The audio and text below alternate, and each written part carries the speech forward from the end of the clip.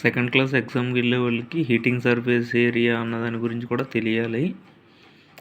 Heating surface area అంటే బాయిలర్లో ఎక్కడెక్కడైతే వేడి తగిలి వాటర్ స్టీమ్లో తయారవుతుందో దాన్ని హీటింగ్ సర్ఫేస్ ఏరియా అంటాం.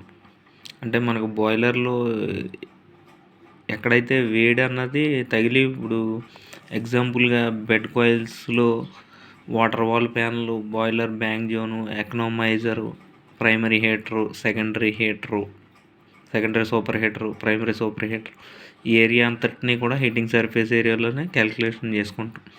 ఇప్పుడు ఎగ్జాంపుల్గా మా బాయిలర్ హీటింగ్ సర్ఫేస్ ఏరియా వచ్చి 1248 మీటర్ స్క్వేర్లు అనుకో. ఈ 1248 ఎక్కడెక్కడ ఉంటుందంటే ఒకే చోట కాదు, బెడ్ కాయిల్స్లో వచ్చి 82,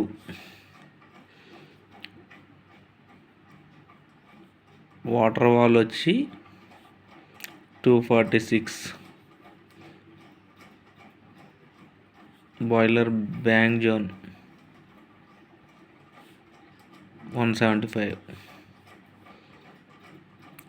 ఎకనామైజర్ 377, ప్రైమరీ సూపర్ హీటర్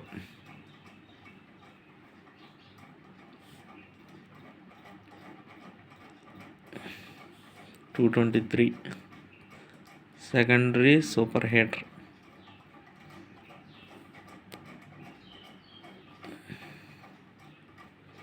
142.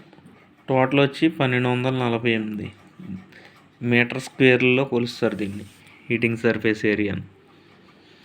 అంటే మనకు వచ్చి బెడ్ కాయిల్స్లో తక్కువ హీట్ అన్నది ట్రాన్స్ఫర్ అవుతుంది కాయిల్స్కి, ఎందుకంటే మ్యాక్సిమం ఇక్కడ ఫేస్ చేంజ్ అయిపోద్ది, స్టీమ్ కింద మారిపోద్ది. బెడ్ కాయిల్స్లోనే టోటల్ స్టీమ్ తయారవుతుంది.